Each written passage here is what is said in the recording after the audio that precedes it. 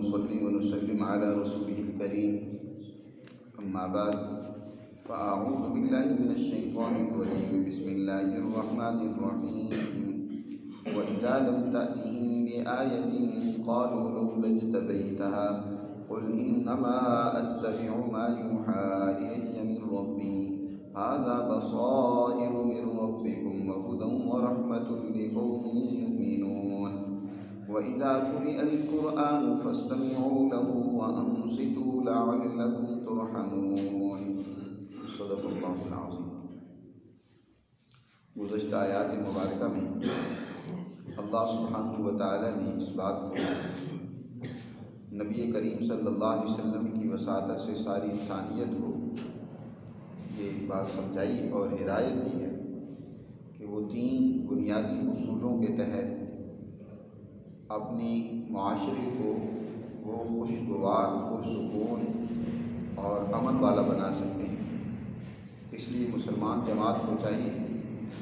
خاص طور پر کہ وہ ان تین بنیادی احکامات پر انفرادی زندگی میں اور اجتماعی زندگی میں ضرور عمل کریں۔ وہ تین حکم جو اللہ نے دیے ان میں سے پہلا ہے خذ العفو، کہ اگر کسی سے کوئی غلطی ہو جائے تو درگزر سے کام لینا چاہیے۔ سخت گرفت وہ درست نہیں ہے، خاص طور پر انفرادی معاملات کے اندر، ذاتی معاملات کے اندر درگزر سے کام لینا اس کی بڑی فضیلت بیان فرمائی گئی ہے۔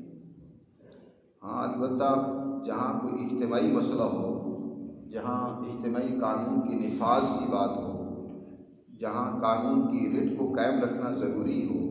تو وہاں تو یہ حکم دیا ہے اللہ تعالیٰ نے کہ وَلَا تَأْخُذْكُمْ بِهِمَا رَأْفَةٌ فِي دِينِ اللَّهِ،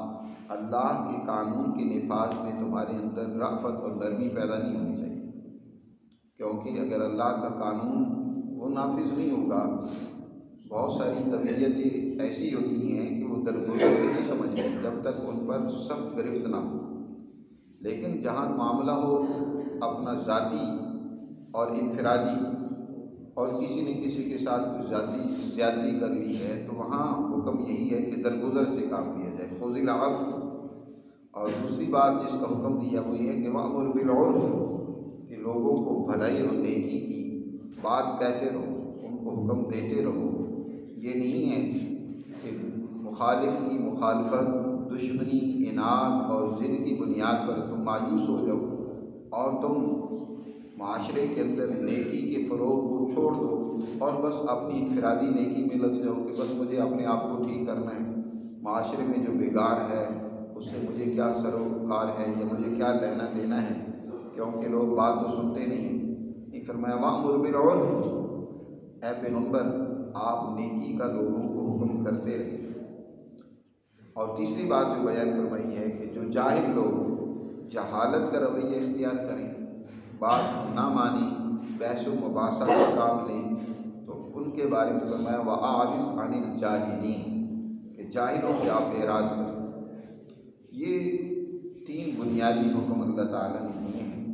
اگر ایک انسان ان تین احکامات کو لے کر ہی اپنے معاشرے کو درست کرنے کی کوشش کرے تو معاشرہ انتہائی درجے کا پرامن اور ترقی یافتہ ہو سکتا ہے۔ لیکن افسوس یہ ہے کہ ہم اللہ کے احکامات کو محض ایک اخلاقی تعلیم سمجھ کر گزر جاتے ہیں اور ان پر عمل کرنے کے حوالے سے ہم اہمیت اس کو نہیں دیتے، گویا کہ وہ ایک محض ایک واعظ ہے، ایک جو ہے اخلاقی دعوت ہے جو اللہ نے دے دی ہے، اس پر عمل کریں یا نہ کریں یہ ہماری ثوابدہی پر ہے، یا زیادہ سے زیادہ عمل کریں گے تو آخرت میں کچھ ثواب اور اجر مل جائے گا، دنیا کے ساتھ اس کا کوئی تعلق نہیں، ایسی بات نہیں ہے۔ دنیا کو بھی بہتر بنانا ہے تو اللہ کے ان احکامات کو اپنانا ہوگا، ان کو اختیار کرنا ہوگا۔ وہ معاشرہ پرامن یقیناً اسی وقت رہ سکتا ہے جب اللہ کے ان بتائے ہوئے اصولوں پر عمل کیا جائے۔ اور اس کے بعد اللہ تعالیٰ نے اس بات کو واضح بھی کی ہے کہ مایوسی مسلمان جماعت کے نزدیک نہیں آنی چاہیے۔ دشمن مخالفت پر اتر آیا ہے، وہ تمہیں اللہ کی ان بیان کردہ اصولوں پر عمل پیرا نہیں ہونے دے رہا، تمہارے ذہنوں میں عجیب و غریب وسوسے پیدا ہو رہے ہیں، ایک وقت ایسا بھی آتا ہے کہ بس اوقات انسان پر مایوسی چھا جاتی ہے اور وہ دیکھتا ہے کہ دشمن وہ مسلسل مخالفت کر رہا ہے، وہ میرا مقابلہ کر رہا ہے، مجھے روک رہا ہے، تو وہ ایسا بہت سارے ایسے واقعات آتے ہیں کہ انسان دل چھوڑ بیٹھتا ہے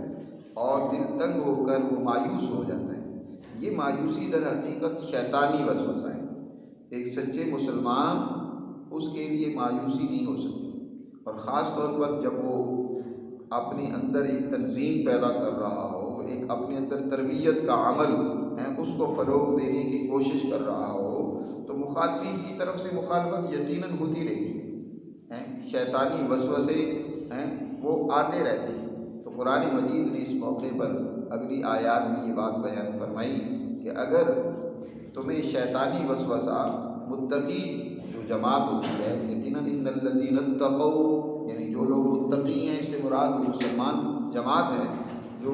در حقیقت اپنی تعلیم و تربیت کے عمل سے گزر رہی ہے، تو فرمایا انہیں جب کوئی شیطانی وسوسہ پہنچتا ہے، مسّہم طائف من الشیطان تذکر، تو فوراً وہ کیا ہے، اللہ کا ذکر کرتے ہیں، وہ اللہ کو یاد کرتے ہیں، وہ اللہ کی طرف متوجہ ہوتے ہیں، عبرت اور نصیحت اللہ کے احکامات سے حاصل کرتے ہیں، تو فَإِذَا هُمْ مُبْصِرُونَ، تو ان کی آنکھیں کھل جاتی ہیں کہ شیطان یہاں کیا اپنی کارستانی ڈالنا چاہتا ہے، وہ یہاں کیا اپنے پیچھے اپنی جال سازی اور اپنی دشمنی وہ پھیلانا چاہتا ہے۔ تو انسان دشمنوں، شیطانوں کی سازشوں اور وسوسوں سے اسی وقت بچ سکتا ہے کہ جب انسان اپنے رب کے احکامات کے ساتھ جڑا رہے اور غور و فکر سے کام لے، تو یقیناً ایک متقی انسان وہ شیطانی ان اوہام و خیالات و وساوس سے اپنے آپ کو بچا سکتا ہے۔ مزید وسوسوں سے بچانے کے لیے اللہ تعالیٰ نے، یاد رکھو آج کے دور میں خاص طور پر شیطانی وساوس پورے عروج پر ہے۔ پروپیگنڈا جو شیطان کا سب سے بڑا ہتھیار ہے، حقیقت کا ادراک انسان کو نہیں ہوتا۔ کتنے ایسے بیچارے سادہ لوگ مسلمان ہیں، وہ پورے خلوص اور سچائی کے ساتھ شیطان کا کھلونا بن جاتے ہیں، شیطان ان کو استعمال کرتا ہے، وہ شیطان کی اصیل سواری بن جاتے ہیں، کام شیطان کا کر رہے ہوتے ہیں، دل کو مطمئن کیا ہوتا ہے کہ ہم جناب بڑا نیکی کا کام کر رہے ہیں۔ اور یاد رکھو بہت سارے مخلص، حضرت مولانا حسین احمد مدنی رحمۃ اللہ علیہ فرمایا کرتے تھے، یاد رکھو شیطان زیادہ تر مخلص لوگوں کو ہی استعمال کرتا ہے، وہ انہی پر اپنے ڈورے ڈالتا ہے۔ جو ویسے ہی فراڈی 2 نمبر کے لوگ ہوتے ہیں تو شیطان کو اتنی ان پر کوشش کرنے کی ضرورت ہی نہیں ہوتی، وہ تو پہلے ہی اس کے چیلے ہوتے ہیں۔ تو بہت سارے مخلصوں کو وہ استعمال کرتا ہے، اس لیے مخلصوں کو بڑی بصیرت کی ضرورت ہوتی ہے کہ ہم کہیں ناسمجھی سے، نادانی سے، بے وقوفی اور کم عقلی سے شیطان کا کھلونا نہ بن رہے ہوں۔ اس لیے نبی کریم صلی اللہ علیہ وسلم نے جو فرمایا کہ ایک فقیہ انسان جو دین کی گہری سمجھ رکھتا ہے، عقل رکھتا ہے، وہ اشد من الف عابد، اشد علی الشیطان من الف عابد، وہ شیطان پر 1000 عابدوں سے زیادہ بھاری ہوتا ہے۔ فقیہ واحد اشد علی الشیطان من الف عابد۔ تو سمجھدار انسان جو فقیہ ہو، سمجھدار ہو، عقل و بصیرت رکھتا ہو، شیطان کی چالوں کو سمجھتا ہو، اس کے عزائم کو جانتا ہو، وہی در حقیقت جو ہے انسانیت کو شیطانی ہتھکنڈوں سے بچا سکتا ہے۔ آپ پچھلے دور میں دیکھ لیں کہ یہاں مولانا ابوالکلام آزاد رحمۃ اللہ علیہ فرماتے ہیں، انہوں نے بڑی زبردست بات کی، انہوں نے کہا کہ آج کے دور میں سامراج کی پالیسی یہ نہیں ہے کہ تم براہ راست اسلام کو ختم کر دو، بلکہ اب اس کی پالیسی یہ ہے کہ تم اسلام کو اپنے مفادات کے لیے استعمال کرو۔ جو اسلام کے اصول اور ضابطے یا اسلام کے جو تعلیمات ہیں ان کو تم نے کیسے اپنے حق میں استعمال کرنا ہے، یہ اب اس کی گیم ہے۔ اس وقت شیطان کی یہ گیم نہیں ہے کہ براہ راست اسلام دشمنی پر اتر کے اسلام کو ختم کر دو یا مسلمانوں کو ختم کر دو، بلکہ وہ یہ کر رہا ہے کہ مسلمانوں کو اپنے لیے تم کیسے استعمال کرو۔ آپ دیکھ لیں تاریخ اٹھا کر، کتنے مسلمان ہی ہیں جو کیا کرتے رہے ہیں، شیطان کا کام کرتے رہے ہیں، دشمن کا کام کرتے رہے ہیں، اور انہوں نے اپنوں کو نقصان پہنچایا، اپنوں کو قتل کروایا، اپنوں کے خلاف بغاوتیں کی۔ آپ یہاں بر صغیر پاک و ہند میں دیکھ لیں، انگریز کے آنے کے بعد سے کتنے مسلمان ہیں جنہوں نے انگریز کے ساتھ وفاداریاں نبھائیں، ان کی چاپلوسیاں کی، سچے مجاہدین کی، انہوں نے کیا ہے ان سے دھوکے اور غداریاں کر کے ان کی کیا جاسوسیاں کی ہیں، ان کو مروایا ہے، ان کو شہید کروایا ہے، اور اس کے نتیجے میں بڑی بڑی جاگیریں، بڑی بڑی گدیاں اور بڑے کچھ ملے، حالانکہ وہ بڑے گدیوں والے بھی ہیں، بڑے بڑے یہ جو گدی نشین اس وقت بڑے بڑے پیر ہیں، انہوں نے بھی کیا ہے سچے مجاہدین حریت پسند لوگوں کو قتل کروایا، شہید کروایا۔ تو اب اس کے پیچھے وہ اپنے جذبات جو ہیں ان کی بڑھائے کیا جاتے ہیں کہ یہ جناب دیکھو یہ حکومت کے خلاف ہیں، یہ باغی ہیں، اس لیے ان کے خلاف جو ہے اس طرح کی سازش کرنا یا اس طرح ان کی جاسوسی کرنا یہ جائز ہے۔ تو اب شیطان در حقیقت بڑے سنہری خواب اور بڑی سنہری الفاظ اور بڑے طریقوں سے وہ انسانیت کو گمراہ کرتا ہے۔ تو اس کو قرآن نے یہاں کہا کہ اذا مسهم طائف من الشیطان، شیطان کی جب ان کو وسوسے اور خیالات اور یلغار ہوتی ہے تو تذکروا فاذا هم مبصرون۔ آپ دیکھ لیں لیبیا کی تباہ و بربادی ہوئی اور اس کے پیچھے بھی ایک بڑا سنہری خواب بنایا گیا، اور وہاں کن کو استعمال کیا گیا؟ لیبیا کی حکومت کو ختم کرنے میں بھی مسلمان مجاہدین اور وہ دہشت گرد یا جو بھی تھے انہی کو استعمال کیا گیا۔ اسی طرح آپ افغانستان میں دیکھ لیں، یہاں تورا بوڑا بنایا گیا بیچارے افغانستان کا، تو بہت سارے مسلمانوں کو استعمال کیا گیا، پہلے آپس میں لڑایا گیا، پھر اسی طرح یہاں سے بھی مجاہدین کو تیار کر کے بھیجا گیا، اور شیطان بڑے شیطان اعظم امریکہ کی جنگ ہم لڑتے رہے۔ اب تو یہ باتیں ساری کھل گئی ہیں نا کہ یہ امریکہ کی جنگ تھی جو ہم سے لڑائی گئی ہے، اور پھر ہمیں ہی تباہ و برباد بعد میں بھی کر دیا۔ اسی طرح آپ یہاں بھی دیکھتے ہیں کہ یہ سارے اس وقت کے آپ کے حکمران یہ بھی تو کون ہیں؟ مسلمان ہیں، اللہ کو مانتے ہیں، اللہ کی تعلیمات کو ماننے کا دم کرتے ہیں، لیکن کام کس کا کر رہے ہیں؟ شیطان کا کر رہے ہیں۔ دیدہ و نادانستہ جیسے بھی ہے بہرکیف وہ شیطان کا کردار ادا کر رہے ہیں۔ تو اس کو سمجھنا آج کے دور میں بہت ضروری ہے۔ تو قرآن مجید نے اس کا ایک اور طریقہ یہاں بیان فرمایا ہے، اور وہ ہے قرآن مجید کے اندر غور و فکر کرنا۔ شیطان کی چالوں کو سمجھنے کے لیے قرآن سے تعلق نہایت ضروری ہے، اس کے بغیر شیطان کی چالیں سمجھ نہیں آ سکتی۔ اس لیے قرآن مجید نے یہاں شیطانی چالوں کو ذکر کرنے کے بعد خاص طور پر قرآن کی عظمت اور اس کا مقام مرتبہ اور اس کا ادب ذکر کیا ہے۔ مشرکین حضور صلی اللہ علیہ وسلم سے ایک مطالبہ یہ بھی کرتے تھے کہ ہمیں کوئی معجزہ دکھلاؤ، اور معجزہ بھی وہ جو ہم مانگ رہے ہیں، جو ہم کہیں کہ یہ پتھر جو ہیں سرسبز و شاداب ہو جائیں، یہاں جو ہے نہریں بہنے لگ پڑیں، یہاں باغات لگ جائیں، اور طرح طرح کے اس طرح کے مطالبے نبی پاک صلی اللہ علیہ وسلم سے کرتے تھے۔ اور کئی مرتبہ ایسا بھی ہوا کہ آپ صلی اللہ علیہ وسلم پر وحی کا نزول کچھ عرصے کے لیے موقوف ہو گیا، تو مشرکین طعنے دیتے تھے کہ کیوں بھلا بھائی کیوں ایسا ہوا کہ اب جا کر اللہ میاں سے وحی لے کر آؤ، کیا تمہارا رب بھی تم سے روٹھ گیا ہے کہ وہ تمہیں اب کوئی ہدایت نہیں دے رہا؟ تو اللہ تعالیٰ نے اس حوالے سے فرمایا وَإِذَا لَمْ تَأْتِهِمْ بِآيَةٍ، جب تو ان کے پاس کوئی ان کا مطلوبہ معجزہ نہیں لے کر آتا، یا ان کے پاس کوئی آیت سے مراد قرآنی آیت ہو جب نہیں آپ کے پاس آتی اور آپ ان کے پاس نہیں لے کر آتے ہیں پیغمبر، تو یہ کیا کہتے ہیں؟ لَوْ لَجْتَبَيْتَهَا قَالُوا لَوْ لَجْتَبَيْتَهَا، کہتے ہیں کہ ایسا کیوں نہیں ہوا کہ آپ خود ہی اس کو اپنی طرف سے کیا ہے چن کر نکال کر لے آتے، خود ہی اللہ میاں کے پاس سے جا کر وہ لے آؤ۔ لَوْ لَجْتَبَيْتَهَا، اجتبا کہتے ہیں خود سے اپنی طرف سے کسی بات کو کیا کر لینا، چن لینا یا خود لے لینا، تو آپ ایسا کیوں نہیں کرتے؟ تو اے پیغمبر آپ ان کی اس جواب میں کہیں انما اتبع ما یوحیٰ الی من ربی، بے شک میں تو اس وحی کی اتباع اور پیروی کرتا ہوں جو میرے رب کی طرف سے مجھ پر کی جا رہی ہے۔ میں کوئی خود سے انوکھے معجزے تمہیں دکھلانے کے لیے، کرشمے دکھلانے کے لیے، مداری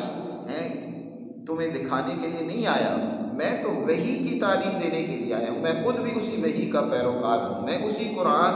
جو تمہیں سنا رہا ہوں میں بھی اسی کی اتباع اور پیروی کر رہا ہوں، تمہیں بھی اسی کی ہدایت اور تعلیم دے رہا ہوں۔ اللہ نے آگے مزید فرمایا ھذا بصائر من ربکم، پیچھے فرمایا تھا فإذا ھم مبصرون، ہیں جب شیطانی مس ان کو مسلمانوں کو متقی جماعت کو شیطان وسوسہ ڈالتا ہے اور وہ اللہ کے احکامات کو یاد کرتے ہیں تو مبصرون ان کی آنکھیں کھل جاتی ہیں، حقیقت کا پتہ چل جاتا ہے۔ تو یہاں فرمایا ھذا بصائر من ربکم، یہ تمہارے رب کی طرف سے بصیرت افروز تعلیمات قرآن کی صورت میں آ چکی ہیں، جن سے آنکھیں کھلیں گی، جن سے شیطانی وسوسے اور شیطانی پروپیگنڈے اور ان کی حقیقت تم پر کھلے گی۔ ھذا بصائر من ربکم، یہ تمہارے رب کی طرف سے بصیرت افروز باتیں ہیں، وہدی ورحمۃ، اور انسانیت کے لیے اس میں ہدایت اور رحمت ہے، خاص طور پر اس قوم کے لیے جو اللہ کی تعلیمات پر، اللہ کے رسول پر ایمان رکھتی ہے، جو اللہ کے احکامات کو مانتی ہے، اس کے لیے اس قرآن کے اندر بصیرت ہے، اس میں غور و فکر کرو۔ لہذا آگے مزید فرمایا وَإِذَا قُرِئَ الْقُرْآنُ، جب قرآن پڑھا جائے تو فَاسْتَمِعُوا لَهُ، اس کو پوری توجہ سے سنو، فَاسْتَمِعُوا لَهُ، اس کو پورے دھیان سے سنو، وَأَنصِتُوا، اور خاموش ہو جاؤ، چپ ہو جاؤ۔ جب قرآن پڑھا جا رہا ہو تو اس وقت بالکل خاموش رہو، لَعَلَّكُمْ تُرْحَمُونَ، تاکہ تم پر اللہ کی طرف سے رحمت ہو، اللہ تم پر اپنی مہربانی کرے اور دنیا اور آخرت کی ترقی سے ہمکنار کرے، کامیاب بنائے تمہیں۔ اس لیے قرآن کا ادب سکھلا دیا کہ جب اس کو پڑھا جائے تو پورے دھیان سے سنو۔ اسی سے علماء نے یہ مسئلہ بھی اخذ کی ہے کہ جب قرآن کی تلاوت ہو رہی ہو، جیسے کہ نماز میں قرآن پڑھا جاتا ہے تو پورے دھیان سے سننا اس کا ضروری ہے، یہ نہیں ہے کہ خود سے بھی پیچھے پڑھنا شروع ہو جائے۔ صحیح حدیث مسلم شریف کی ہے، نبی کریم صلی اللہ علیہ وسلم نے ارشاد فرمایا الامام اذا لیؤتم، امام اس لیے ہوتا ہے کہ اس کی تاکہ اقتداء کی جائے، اس کی پیروی کی جائے، اس کے پیچھے چلا جائے، لیؤتم۔ اور فرمایا اذا کبر، جب وہ تکبیر کہے تو فکبروا، تم بھی تکبیر کہو۔ اور فرمایا واذا قرأ فانصتوا، اور جب وہ قرآن شروع کرے تو اب تم خاموش ہو جاؤ، قرآن پڑھے امام تو خاموش ہو جاؤ۔ اب قرآن جہری آواز میں بھی پڑھا جاتا ہے نماز میں، اور آہستہ بھی پڑھا جاتا ہے، سری آواز میں بھی ہوتا ہے۔ تو جہری آواز میں جب پڑھا جائے تو اس وقت تو حکم یہ کہ فاستمعوا لہ، پورے دھیان سے اس کو سنو،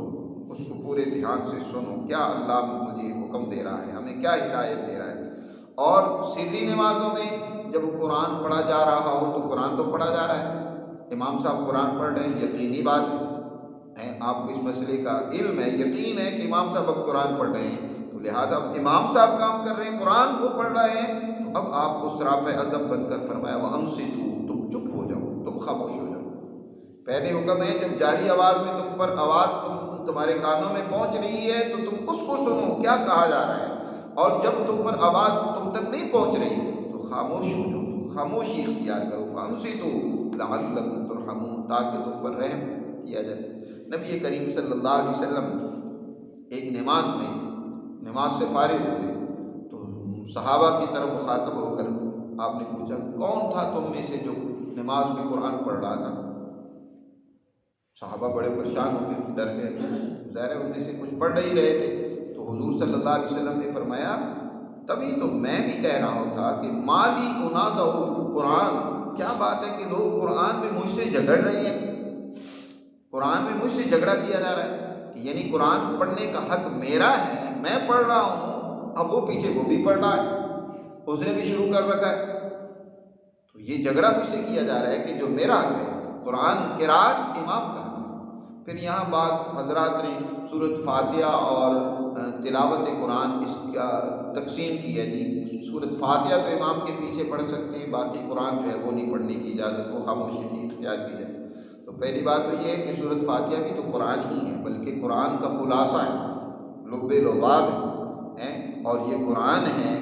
بلکہ قرآن فاتحۃ الکتاب یا ام القرآن ہے، تو یہ اس کی تقسیم کہاں سے ہوئی؟ اور پھر جن احادیث میں قرآن مجید یعنی سورۃ فاتحہ کے پڑھنے کے بارے میں آتا ہے نا، وہ زیادہ تر جو بعض ہمارے حضرات وہ سورۃ فاتحہ کے پڑھنے سے متعلق احادیث ذکر کرتے ہیں، انہی احادیث میں یہ بھی کہا گیا ہے کہ لا صلاۃ الا بفاتحۃ الکتاب و سورۃ معہا، کہ بغیر سورۃ فاتحہ کے اور اس کے ساتھ سورت ملانے کے بغیر نماز نہیں ہوتی۔ اس میں تو وسورۃ معہا کا بھی ساتھ ذکر ہے کہ جب تک سورۃ فاتحہ اور اس کے ساتھ سورت نہیں ملائیں گے تو نماز نہیں ہوگی۔ اس میں صرف سورۃ فاتحہ کا ذکر نہیں ہے بلکہ ساتھ لفظ آتے وسورۃ معہا، اور کہیں ہے فصاعدا، کہ جب تک سورۃ فاتحہ نہیں پڑھیں گے اور کچھ اور قرآن کا حصہ نہیں پڑھیں گے تو نماز نہیں ہوگی۔ تو وہاں قرآن یعنی نماز کا ایک رکن ذکر کیا گیا ہے، اور وہ رکن ہے، امام اعظم ابو حنیفہ رحمۃ اللہ علیہ فرماتے ہیں کہ ان احادیث میں در حقیقت امام کے لیے اور انفرادی نماز پڑھنے والے کے لیے حکم ذکر کیا گیا کہ اکیلا کوئی نماز پڑھ رہا ہے یا امام صاحب نماز پڑھ رہے ہیں تو اس کے لیے سورۃ فاتحہ کے ساتھ سورت کا ملانا ضروری ہے۔ باقی یہ کہ امام صاحب حضور نے فرمایا ایک اور حدیث میں کہ قراءۃ الامام قراءۃ المقتدی، کہ امام جو پڑھتا ہے وہ مقتدی کی طرف سے پڑھنا شمار ہوتا ہے۔ جب امام نے پڑھ لیا تو امام کی قراءت مقتدی کی طرف سے ادا ہو گئی، اس کے ضمن میں مقتدی نے بھی قراءت کر لی امام کی قراءت کے ضمن میں، تو اس لیے وہاں حکم امام کے لیے ہے، یہ نہیں ہے کہ وہاں سورۃ فاتحہ تم اپنی پڑھنا شروع کر دو۔ تو بہرکیف امام کے پیچھے مطلق قراءت کی ممانعت اس آیت مبارکہ سے احناف نے اور علماء نے اخذ کی ہے۔ اور ایک بے ادبی جو آج ہمارے معاشرے میں بہت زیادہ بڑھتی اور پھیلتی جا رہی ہے، قرآن کہہ رہا ہے کہ خاموشی اختیار کرو، توجہ سے سنو تاکہ تم پر اللہ کا رحم ہو، غور و فکر کرو۔ لیکن آج کیا ہوتا ہے، عموماً برکت کے لیے قرآن لگا دیا جاتا ہے، نہ توجہ سے سنا جاتا ہے نہ خاموشی اختیار کی جاتی ہے۔ دکانداروں کو دیکھیں گے تلاوت لگا دیں گے اور اپنا کاروبار ساتھ کر رہے ہیں، گپے لگ رہی ہیں، لین دین ہو رہا ہے، بات چیت ہو رہی ہے، قرآن کی طرف توجہ ہی کوئی نہیں ہے۔ یہ قرآن کی توہین ہے، یاد رکھو، یہ اس کی گستاخی کی جا رہی ہے، قرآن کے حکم کی خلاف ورزی کی جا رہی ہے، اس سے برکت نہیں آئے گی، بے برکتی ہوگی۔ اور پھر بہت سارے لوگ اور کیا کرتے ہیں، جلسے ہوتے ہیں۔ حضرت شاہ عبد العزیز رحمۃ اللہ علیہ بڑے سخت ناراض ہوتے تھے ان لوگوں کے لیے کہ لوگوں کو خاموش کرانے کے لیے کیا کہا جاتا ہے کہ چلو جناب قاری صاحب تم تلاوت شروع کرو۔ اب لوگ آپس میں باتیں کر رہے ہیں، ادھر ادھر بکھرے ہوئے ہیں، وہ جناب قاری صاحب تلاوت کرنا شروع کر دیتے ہیں، کوئی باتیں کر رہا ہے، کوئی متوجہ ہوتا ہے، کچھ نہیں ہوتا۔ اس طرح قرآن کی گستاخی ہوتی ہے۔ پہلے لوگ خاموش ہو جائیں، ہماتن یکسو ہو جائیں، اللہ کے قرآن کو سننے کے لیے باادب بیٹھ جائیں، پھر قرآن کی تلاوت ہونی چاہیے۔ اب قرآن سنیں، یہ نہیں ہے کہ آپس میں گپے لگا رہی ہیں، لوگ ادھر ادھر متوجہ ہیں اور تم ادھر سے قرآن شروع کر دو۔ قرآن کا ادب یہ ہے کہ اس کی تلاوت کے وقت بالکل خاموشی اختیار کی جائے اور اس کو پورے غور سے دھیان سے سنا جائے، اس وقت کوئی اور کام نہیں ہونا چاہیے۔ تو اللہ تعالیٰ نے فرمایا کہ یہ شیطانی وسوسوں کو دور کرنے کا ذریعہ ہے۔ اور پھر یہ ہے کہ قرآن اس لیے ہوتا ہے، قرآن کا تلاوت اس لیے ہوتی ہے تاکہ اس کو سمجھا بھی جائے۔ صرف یہ نہیں ہے کہ سمجھنے کی ضرورت نہیں ہے، اس کے الفاظ اپنی جگہ بڑی اہمیت رکھتے ہیں، برکت کا ذریعہ ہے، لیکن قرآن میں جگہ جگہ پر تلاوت کا ذکر ہے۔ تلاوت کس کو کہتے ہیں؟ تلاوت جیسے کہ قرآن نے کہا کہ ان کو فقصص القصص، ان کو قرآن کہتا ہے کہ ان کو واقعات پڑھ کر سناؤ، اس میں تلاوت کا ذکر ہے کہ تلاوت کرو ان کے سامنے واقعات کی۔ واقعات کو آدمی سمجھ رہا ہوگا تو تبھی واقعے کا پتہ چلے گا نا۔ تو وہاں تلاوت کرنے، واقعے کو سنانے کا حکم دیا جا رہا ہے۔ کیا واقعہ بیان کیا جا رہا ہے؟ موسیٰ علیہ السلام کا واقعہ ہے، آدم علیہ السلام کا واقعہ ہے، کسی اور پیغمبر کا قصہ ہے، اس میں ہمارے لیے کیا سبق اور درس ہے؟ تو اللہ نے فرمایا اس واقعے کو پڑھ کر انہیں سناؤ، تلاوت کر کے انہیں سناؤ۔ تو تلاوت کا مطلب در حقیقت یہ ہوتا ہے کہ پڑھنے والا بھی سمجھ رہا ہو، سننے والا بھی اس کو سمجھ رہا ہو کہ کیا کہا جا رہا ہے۔ تو آج اس کی بھی بڑی شدید ضرورت ہے کہ قرآن کو سمجھا جائے۔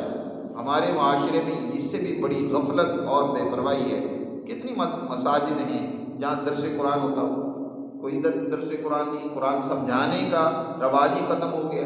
بس نماز پڑھی گھروں میں چلے گئے۔ اور جہاں کہ قرآن کا درس ہوتا بھی ہے تو لوگوں میں کتنا قرآن کا شوق ہے اس کو درس کو سننے کے لیے۔ اپنی کتابیں ہر جماعت اور فرقے نے بنا رکھی ہیں، ان کو تو سننے کے لیے بڑی بےتابی اور فکر ہوتی ہے، سب کو جمع کر کے بٹھا کے وہ کتاب اپنی سنانے کی کوشش ہوتی ہے۔ لیکن جو اللہ کی کتاب ہے، جو اللہ نے وہ انسانیت کی ہدایت اور رہنمائی کے لیے نازل کی ہے، اس کے سننے کی طرف کوئی توجہ نہیں ہے، اس سے غفلت برتی جاتی ہے۔ اور اس کا درس کا اہتمام نہیں کیا جاتا، اور اگر کہیں اہتمام ہے تو لوگ اس سے فائدہ نہیں اٹھاتے، تو یہ بھی قرآن سے دوری ہے۔ تو جب تک قرآن سے تعلق نہیں ہوگا، یاد رکھو، حضرت امام مالک رحمۃ اللہ علیہ فرماتے ہیں لا یصلح آخر هذه الامت الا بما صلح اولها، اس امت کے آخری طبقے کی بھی اصلاح اسی سے ہوگی جس سے اصلاح پہلے طبقے کی ہوئی ہے۔ صحابہ کرام کی اصلاح کرنے کے لیے کیا تھا؟ یہ قرآن ہی تھا، ان کا دستور العمل یہ قرآن تھا، ان کا نظام زندگی یہ قرآن تھا، اسی نے ان کو درست کیا، اسی نے ان کو دنیا کا حاکم اور دنیا کے اوپر اقتدار دلایا، عزتیں دلائی، کامیاب کیا۔ اور آج ہم ذلیل ہیں اسی قرآن سے دور ہو گئے، سمجھتے ہی نہیں ہیں، اور نہ پڑھتے ہیں نہ سمجھتے ہیں، دونوں سے غفلت ہے۔ پھر کسی درجے میں پڑھ لیا جاتا ہے تو سمجھنے سے تو بالکل ہی اب غفلت ہے۔ ہم بچوں کو شوق سے قرآن حافظ تو بنا دیتے ہیں لیکن عالم نہیں بناتے جی۔ قرآن سمجھنے کی طرف ہم توجہ نہیں دیتے، نہ بچوں کو اس طرف لے کر جاتے ہیں کہ اس کو سمجھے بھی، اس کو اس میں اللہ کے احکامات کیا ہیں اس پہ غور و فکر ہو، اس پر عمل ہو، تبھی تو اللہ کی رحمت ہوگی۔ فرمایا اللہ کی تم پر رحمت اسی وقت ہوگی جب قرآن کو پورے توجہ سے سنو گے اور خاموشی اختیار کرو گے اور اسی طرح اس پر عمل کرو گے تو یقیناً تم اللہ کی رحمت کے مستحق ہوگے۔ اللہ ہمیں سمجھ نصیب فرمائے اور اپنے احکامات پر عمل کی